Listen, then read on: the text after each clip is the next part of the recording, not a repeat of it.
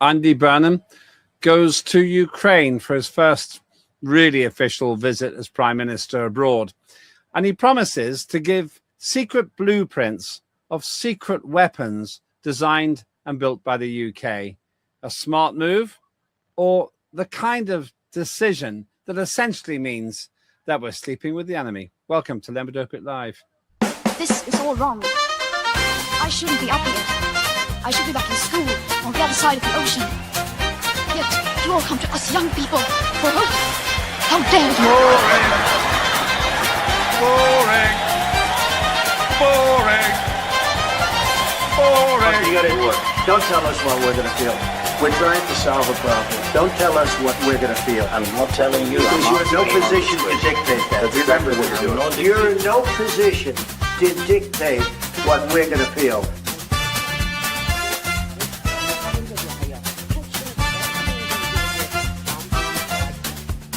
I call again for an immediate ceasefire in Gaza, the return of the sausages, the hostages. Welcome to another edition of Lembit Opik Live here on Unprecedented TV, where we've now officially made over 1,000 shows. We will celebrate this very soon. Quite an achievement, and a big thank you to everybody who has contributed, who's supported us, the production team, but more than anything to you, the viewers. And we'll come back to that on a future episode, because we're ready to work with you in what could be a groundbreaking way forward for how television is operated in the United Kingdom and in the world. Let's talk about international foreign policy. Andy Burnham has made his first foreign trip as Prime Minister. And yes, lo and behold, he went to Ukraine, where he's promised the blueprints, in other words, the secret plans of the Storm Shadow missile to Volodymyr Zelensky. That's quite a courageous thing to do. Most people, or at least many people, do consider Ukraine to be the most corrupt country on the European continent.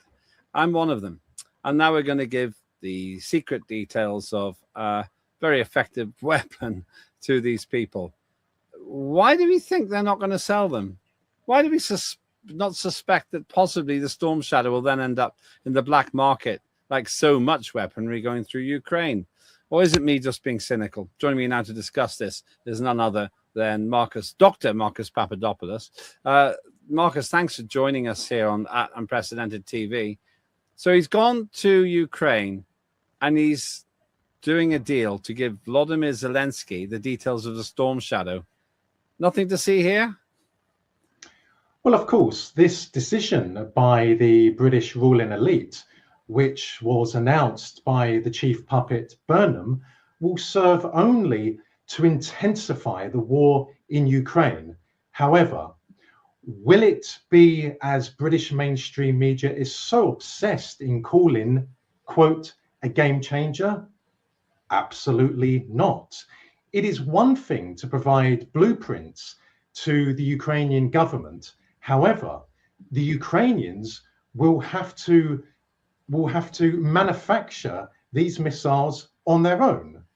Do they have the capacity? Well, to an extent, yes, because of the Soviet-era military-industrial complex that Ukraine inherited when it became an independent state in December of 1991. That said, the Russians at present are targeting and are successfully destroying Ukraine's ability to prosecute war. And Russian intelligence will discover where these Storm missiles are being manufactured in Ukraine, and they will, of course, be destroyed. So I believe that the announcement by the puppet Burnham is more symbolic. It is a way of reaffirming, I won't say Britain's support, but the British state's support for Ukraine. Because, of course, Britain is not the British state, and the British state is not Britain. They are two very different entities. So, once again, in short, it is more of a symbolic move. It will intensify the war, but it will not be a game changer. Yeah, well, you see all these examples of violence and damage. as you say, the Russians have got very good at targeting the war machine in Ukraine. Much of it lies in total ruins.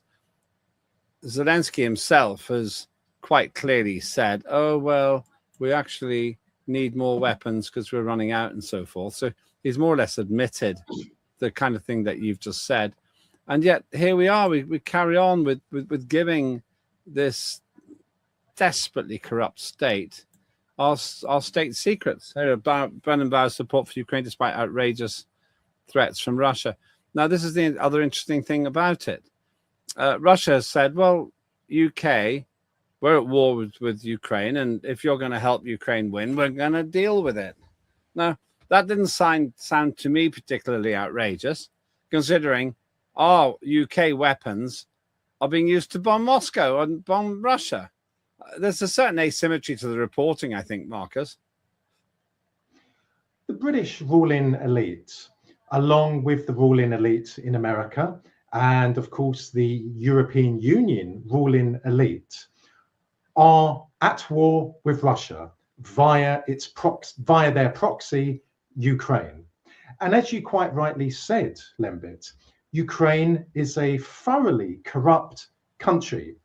Don't get me wrong. Russia has a great deal of corruption. Indeed, there is more corruption in modern day Russia than during Soviet times. And that is simply because there is more money in modern day Russia than there was in the communist period. There are also numerous other countries in Europe which are filthily corrupt, Britain being one of them. Let us not forget that London is the leading capital city in the world when it comes to money laundering. But returning to Ukraine, ever since Ukraine became independent at the end of 1991, it has been thoroughly corrupt under its first president, Kravchuk, and then Kuchma, and then Yushchenko, and then Yanukovych, who is referred to in the West as being pro-Russian. Well, it wasn't as simple as that, but nonetheless, yes, Yanukovych was corrupt, and all the way to the present leader, Zelensky. It should be said that because Ukraine today in 2026 is awash with American, British, and EU money and money from Australia, etc., it is more corrupt today than it has ever been. But yes, the globalists, or what I call the Western ruling elites, are at war with Russia. They don't care if Ukraine is a corrupt state. They don't care if Ukraine persecutes Christians, which it does, specifically the Russian Orthodox Church, which most of the population in Ukraine are members of. They don't care. No different to how they supported Islamists in Bosnia during the war there. No different to how they supported Albanian terrorism and Albanian organized crime against the Serbs in Kosovo and Metohija in 1999. It makes no difference who the Western ruling elites support, providing these groups, these vile groups, serve a purpose. And of course, Zelensky and his inner circle and others in Ukraine serve a purpose. Now, we're talking about, just to get into the Storm Shadow thing, Russia reacts to UK sharing Storm Shadow blueprints with Ukraine. If you're watching this live, it's very, very current story. You're talking about corruption. It seems to me that there are three elements to this. Number one, I think we're absolutely insane to share blueprints with such a corrupt country, because they'll just be sold. They'll be sold for millions and millions of euros to somebody somewhere, and they'll end up in Russian hands. Now, I don't have the mainstream view about the war in Russia. So it's not that I think they're going to build storm shadows and fire them at us, but I do think it'll tell them a ton of stuff about how the UK would failuriously try to defend itself in the event of an attack by Russia. So the first thing is, I think this is military insanity. The second thing is, I don't think it'll make any difference except to escalate the war. And the third thing is this deranged idea that the only reason Ukraine is losing is because they haven't got the weapons. They actually haven't even got the motivation. They're having to physically press gang people off the street, give them 2 weeks training, put them on the front line. And that's against crack Russian troops. No wonder, at least in my view, that Ukraine's losing far more people than the Russians are. But here's the question from all of that. Is it right to say that Russia is now regarding the UK as more of a target? They may not actually physically bomb London, but there's all kind of other stuff they can do. No, there will not be a war between Britain and Russia, like how there will not be a war between America and Russia. The channels of communication between Washington and Moscow remain intact, and we should all thank God for that. So the hotline between the Kremlin and the White House, which was established in 1962, at the end of 1962, following the end of the Cuban Missile Crisis, remain very active. So the Americans and the Russians talk to each other around the clock, and thereby preventing a war between the two, which would very quickly escalate into a nuclear war between America and Russia. So again, we should thank God for the channels of communication being still in existence between America and Russia. Regarding Britain and Russia, only recently the British military leadership have called for an increase in communication between London and Moscow. Now, that is something that British mainstream media barely reported. Of course, British mainstream media will not be happy with that. And it shows, thank God, once again, that there is some sense within Whitehall, because the British military chiefs understand that even if you do not like Russia for whatever reason, Britain does not want to get into a war with Russia. Russia is a military and, even more frighteningly, a nuclear superpower. It has the largest nuclear arsenal in the world. So I am very glad that the British military leadership have called for an increase in communication between London and Moscow. You touched on something else, Lembit, which is very important, that the Ukrainian government is desperately short of manpower for the front line, and they are pressing into service men of all ages and of all backgrounds. However, pay very careful attention to what I'm about to say, and I don't know if you're aware of this. Only yesterday, the Telegraph, which is an obnoxious, disgusting newspaper, no different to the Guardian, the Daily Mirror, the Times, etc., ran an article in which they are trying to prepare the British public to accept large amounts of female soldiers in Ukraine being sent to the front line to face the Russian army. So this article in the Telegraph said that women soldiers are starting to emerge in considerable numbers. And I'm paraphrasing now, Putin had better be careful. That demonstrates just how wicked, how nefarious the Telegraph is. All of its journalists are absolutely odious. And what they also said in the article, in so many words, was this: this is feminism in action. This is girl power in action, when in reality, it will witness a slaughter of women. Women, Lembit, women will be sent to the front line to face the most battle-hardened army in the world, the Russian army. And of course, the British ruling elite cannot suppress this information any longer. They don't control social media. They would like to, but they don't, and they can't. So they have to employ insidious methods to try and prepare the British people to accept that there's going to be a lot of female casualties on the front line, and they will pass it off as or they will present it, moreover, as being feminism in action, girl power in action. How diabolical is that, Lembit? Well, the front line isn't looking good for Ukraine. This is not the most recent map, but all of this front line is on Ukrainian territory.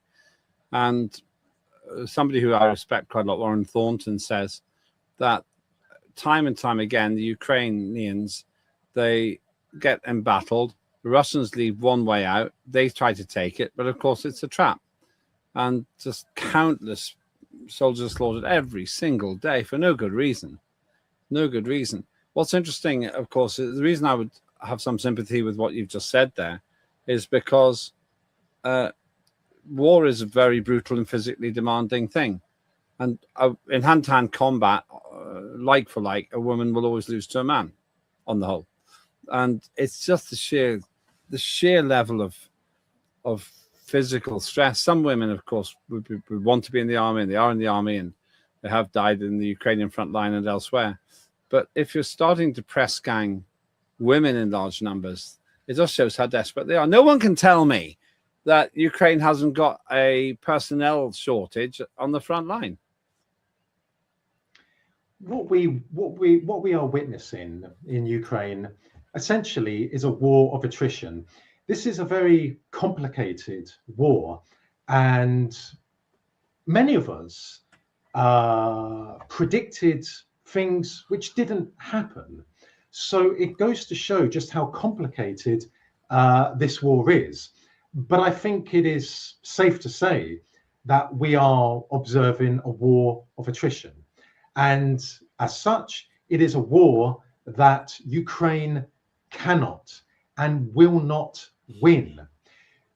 If Russia wants to, at a time of absolute emergency, so for example, if there is a war with America, Russia can call up 23 million soldiers. 23 million soldiers. What Russia is contending with at the moment in Ukraine is not an imminent threat to Russia. It certainly isn't. For the Russians, what would be an imminent threat is if Ukraine was to be made a member of NATO. Then there would be an imminent threat. But that's why the Russians entered Ukraine in February of 2022, to ensure that Ukraine never becomes a member of the Western military bloc. But the fact that Russia can call up 23 million soldiers, if need be, the fact that the Russian military industrial complex is devoting, I would estimate at the moment, roughly around 12% of its overall total capacity for war, demonstrates that the Russians can throw far more, much more, into this war if need be. And the Kremlin will do that. If they decide that something has changed in Ukraine which warrants an increase in how much the Russian military industrial complex is devoting to the war in Ukraine, then the Kremlin will, of course, give that order. But at the moment, I don't see any reason why the Kremlin should arrive at that conclusion. The fact that Britain, or the British states, I should say, has given the blueprints to Ukraine for Storm missiles, as I said, is more of a symbolic move. It will not achieve anything on the battlefield. At the same time, there's been another story. Here's one. Ukraine-Russia war later. Zelensky pushes for diplomatic solution after Putin escalates Black Sea strikes. There are those who say, like Kiev said, it would look to strengthen its air defenses in the region after talks with Andy Burnham on Monday. There are those who say, oh, well, if they get these weapons from the UK, everything will be all right. It won't be. But I do feel that you see the odd headline like this, and then people are the writers are accused of bias, pro-Russian bias. But I just can't see any way out for Zelensky in Ukraine. I can't see any way out for Zelensky. He's finished anyway, I think. But Ukraine, no way out for Ukraine except for suing for peace, probably having a demilitarized zone, a couple of 100 miles across, on Ukrainian territory. Some kind of a referendum which will lead to that 200 miles becoming Russian territory. and Zelensky losing roundly. He can talk for diplomatic solutions. He can ask for those, but Putin doesn't take him seriously, does he? He doesn't think of Zelensky as a player. I am of the opinion, and I have been ever since the Russians entered Ukraine in 2022, that the only way this will be resolved will be on the battlefield. And I stand by what I have said for the last 4 years, that the Russian army will capture either all or, more than likely, most of Ukraine. And what will be left will be East Galicia and Volyn. So I'm talking about regions such as Lvov, Ternopil, Ivano-Frankivsk, in the westernmost part of Ukraine.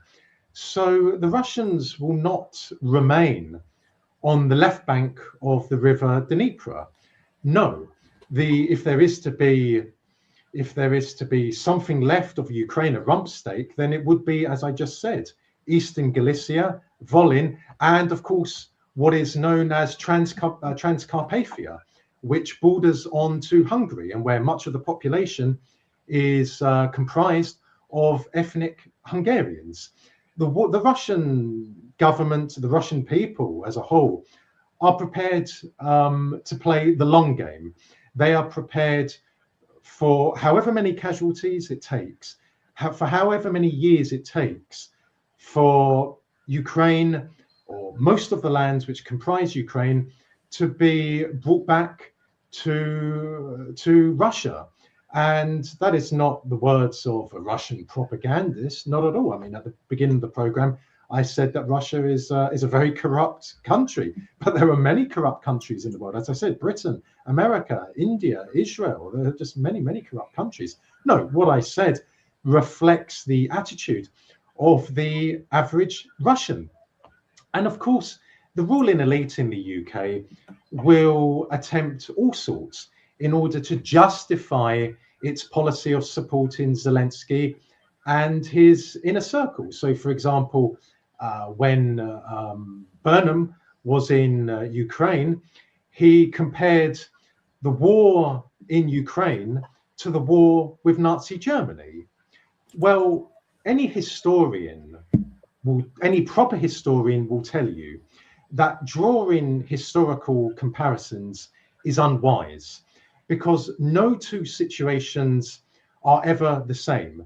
After all, history is an extremely complicated subject. But given that the puppet Burnham made that comment, well, let me address that. Ever since the coup in Ukraine in February of 2014, so in the last, since 2014, this is what should be put to the puppet Burnham. Why is it that Ukraine honors the Organisation for Ukrainian Nationalists and its military wing, the Ukrainian Insurgent Army?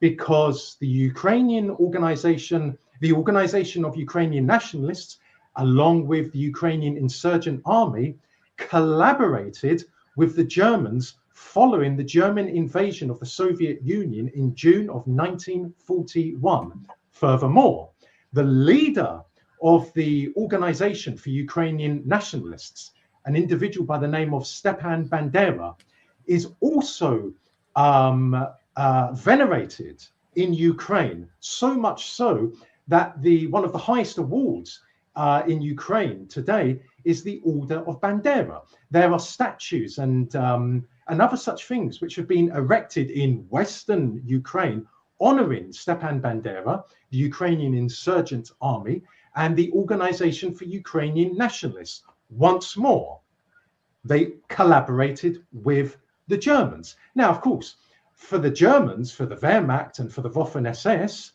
these Ukrainians, and I would call them, to be more accurately, I would refer to them as Eastern Galicians, these Eastern Galicians were useful idiots, but nonetheless, they served the Third Reich following the German invasion of the USSR in June of 1941. So when the puppet Burnham says that the war in Ukraine is no different to the war against Nazi Germany. He needs to account for why Ukraine honors those who collaborated with the Germans. I'm more sympathetic to Burnham generally, as you know. I think he's a massive leap forward from Keir Starmer. But on this one, I'm sympathetic with what you say. Having looked at the battalions who were very active on the, I don't want to get too technical about this and get into the minutiae, but the military presence that was very active from Ukraine itself against its own people, the indigenous Russians on the east side, there is a case to answer. One of the three demands of the Russians is the denazification of Ukraine. I don't see why anyone would disagree with that. I don't see why anyone would disagree with the denazification of Ukraine. Either it's not Nazified, in which case there's nothing to deal with, or it is, in which case there has to be something to deal with. I wonder, therefore, is it that Burnham doesn't get it, or does he feel his hands are tied by previous decisions? Once again, Burnham is a puppet. He reads from a script. Does anyone think a man who, since entering 10 Downing Street or Downing Street North, close to a Greg's bakery, who likes to dance? I like Greg's. You can't blame the war on Greg's. My friend Tony Bancroft worked there. He was really successful. Anyway, sorry. We'll do a whole show on Greg's. But no one seriously believes that Andy Burnham, a non-entity, is running Britain. What has he done since entering Downing Street? He's played the fool in videos. He has said that his main office will be Downing Street North. For God's sake, we mustn't focus on the puppets. We must focus on the puppet masters. And if we want to go further on Andy Burnham, well, let's take a close look at the kind of man Andy Burnham is. He has repeatedly said that he opposes a national investigation into the Pakistani rape gang scandal. That says plenty about who Andy Burnham is. But then again, that's why the ruling elite chose him. They need a thoroughly disgusting human being to implement their agenda. So that is why he is there. When it comes to World War II, when it comes to the East Galicians in the westernmost part of Ukraine and their collaboration with the Third Reich, he knows nothing about that. I should have also said in my previous answer, Lembit, that there was a Waffen-SS division called the Waffen-SS Galicia division, which again was comprised of people from the westernmost part of Ukraine. It should also be told that every year in Latvia and in Estonia, there are parades by veterans of the Waffen-SS divisions, which comprised Estonians and Latvians respectively. Now, Estonia and Latvia are members of both the European Union and NATO, and these parades have been going on for something like 20 years now, and yet there has never been one word of condemnation of these Waffen-SS parades in Latvia and in Estonia by either NATO or the EU. There hasn't been even one word of acknowledgement. So what does that tell you? The Western ruling elites or the globalists will support anyone providing they serve a purpose. I can give you a little bit more history. Just weeks after the war in Europe ended in May of 1945, Churchill mooted the idea to his military leadership of a preemptive attack on Soviet forces in Eastern Germany and in Eastern Europe, using British and American soldiers together with 100,000 rearmed Wehrmacht soldiers. Now, the British military chiefs went away and they referred to Churchill's plan, which was known as Operation Unthinkable, as indeed unthinkable. So, of course, it never went ahead. But that tells you that the animosity between the British and Russian states, not peoples, British and Russian states, is a historic reality. Indeed, it has been in existence for centuries. I want to finish off just on a corruption story. While Ukraine is under fire, corruption and political chaos abound. Is a reckoning close at hand? This guy, Fedorov, who's fired by Zelensky, has now said that questions should be asked about corruption of Zelensky, and he should also be challenged on why there hasn't been an election. Others say Fedorov himself is a puppet. Warren Thornton, who I spoke with very recently, he thinks Fedorov is either bitter or he's working for someone else. What do you think? Do you feel that there is genuine dissatisfaction with Zelensky in Ukraine now? Like how it matters not who's in Downing Street in Britain. It matters not who is the president of Ukraine, because whoever is the president of Ukraine is controlled by the Western ruling elites or the globalists. So it makes no difference. Of course, are individuals within the Ukrainian government vying with each other to become president? Yes, of course they are. Why? Because it will mean access to an incalculable amount of money which is coming from the Western world, British taxpayers' money, German taxpayers' money, American taxpayers' money, French taxpayers' money, and so on. So I don't think we should attach too much significance to this. But what I would say is this: even though since the coup in Ukraine, which brought a violently anti-Russian regime to power in 2014, a lot of people within the Ukrainian apparatus of power who were sympathetic to Russia, who looked to Russia for leadership, have been removed from power. However, there are many people in Ukrainian politics, in the Ukrainian military, in Ukrainian intelligence community, and elsewhere in the country, who regard Russia as their motherland. And therefore, the Russians have their eyes and ears all across Ukraine, not to the same extent prior to 2014, but they certainly have their eyes and ears everywhere. That is a testament to how Russians and Ukrainians are not alien peoples, as is presented in the Western world.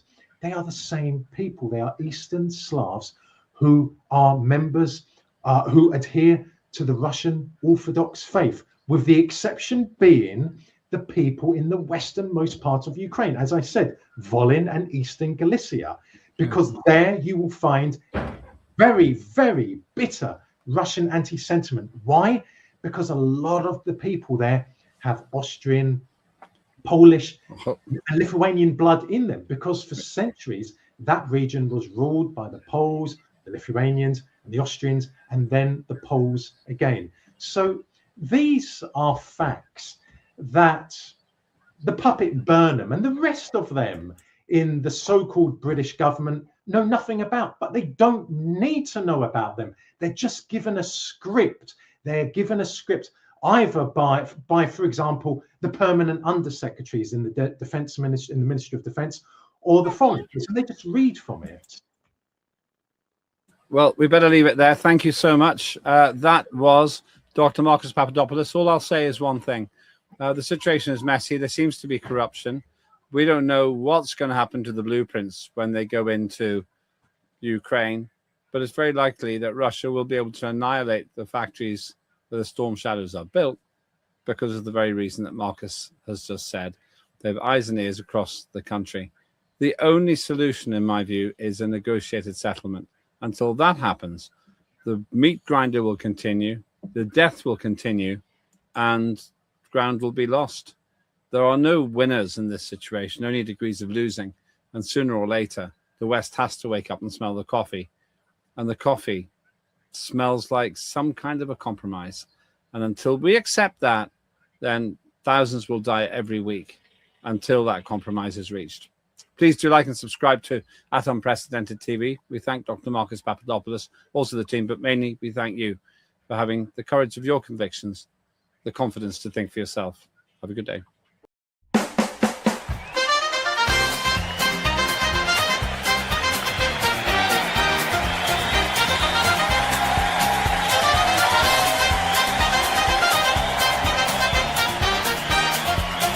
immediate ceasefire in Gaza, the return of the sausages.